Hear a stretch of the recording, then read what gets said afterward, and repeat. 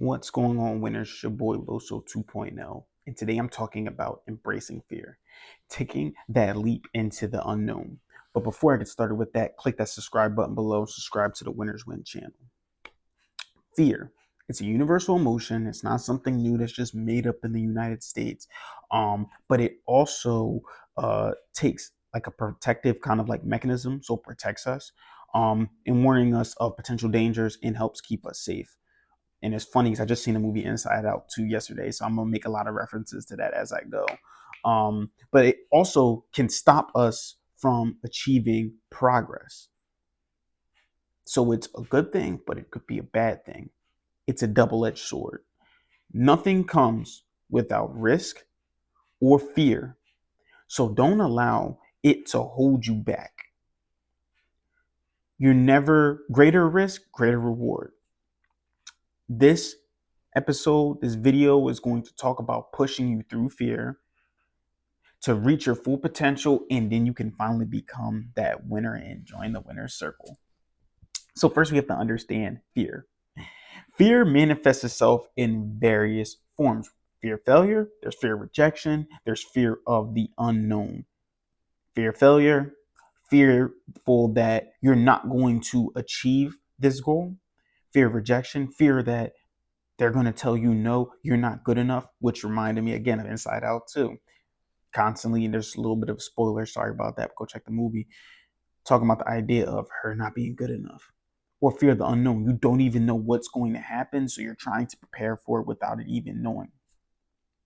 When we were less evolved humans back in the day, before cavemen, whatever you want to call it, this mechanism helped us survive. You didn't eat the berries because the berries are going to kill you. Simple as that. Today, we don't have to worry about being eaten alive while we're sleeping. For the most part, we don't got to worry about that. But we experience fear in other areas, like when we exit our comfort zone. Could be something as simple as public speaking. Could be something as simple as getting in front of a video. Could be something simple as talking to a girl. And this is where fear can stop us from our greatness. Be comfortable being uncomfortable is something that my coach, Coach Horne, told me years ago when I used to play college basketball.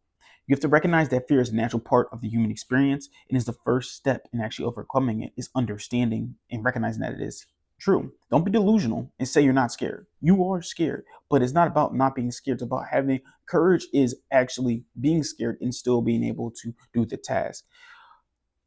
But whenever I'm scared, I just focus on the Most High. That's why I got it tatted on me. Fear and God don't occupy the same space. That's the way I look at it. If God's there, there's no reason for me to be scared, even though I'm still scared. God is helping to replace that when I focus on Him. But you first have to understand fear. Now you have to understand the real big thing, which is the cost of inaction. Choosing not to act because of fear can be as impactful as any decision to move forward. So you actually not doing it is more impactful than doing it. This is why they say the richest place in the world is the graveyard. Why? Because this is where everyone's dreams, goals, and aspirations dies with them.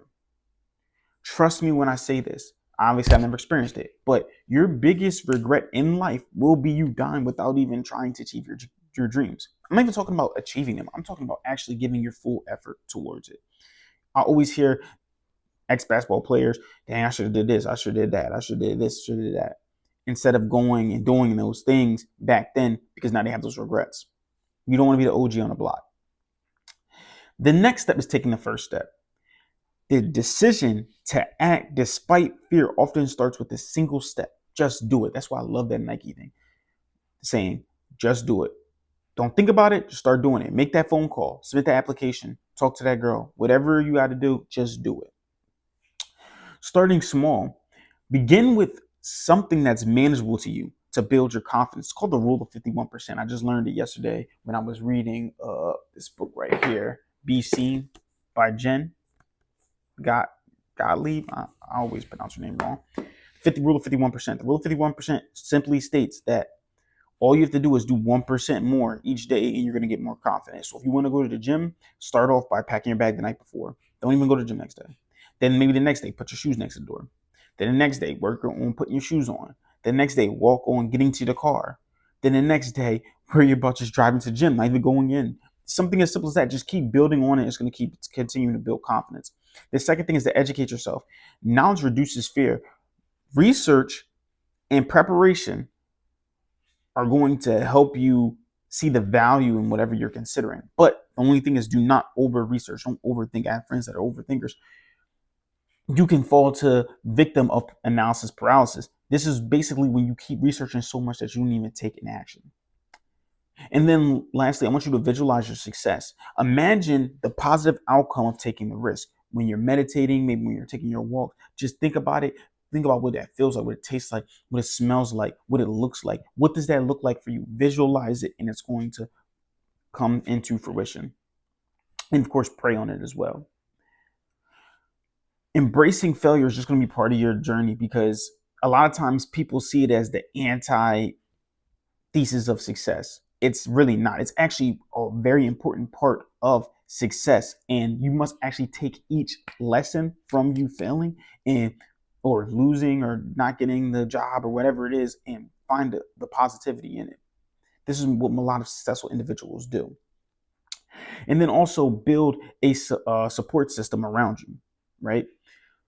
Find friends, family mentors, colleagues. This is why the winner circle is so crucial, because it's a group of winners, people who are in different areas of life coming together, learning from each other, building some type of mastermind, putting trainings in there, learning how we could learn from each other. That's all it is, right? And it's just for a small fee of $20 a month.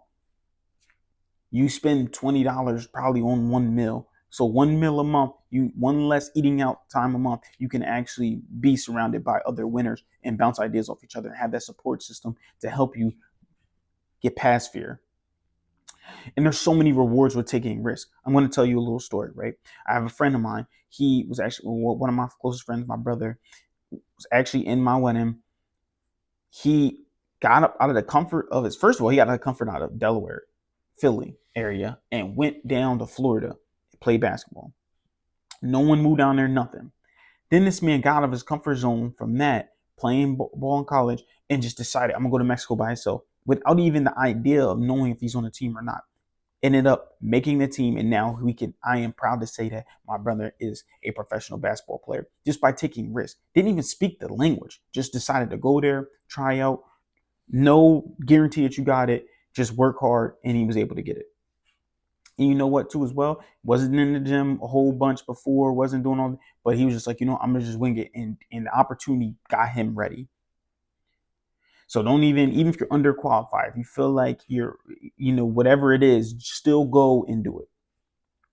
Fear is often a natural and beneficial part of our life, but it should not be the deciding factor in our choice. You have to understand it and take the small steps forward in order to embrace it. It's going to be challenging, but the reward isn't in the success of the goal or achieving the dream or the goal. The reward is actually in the person that you become through the journey. So take a deep breath, acknowledge fear, and take that leap forward. That's really all I have for you guys today. I want you guys to keep killing the day. Winners win, losers lose, and you pray for success like this. 2.0 out.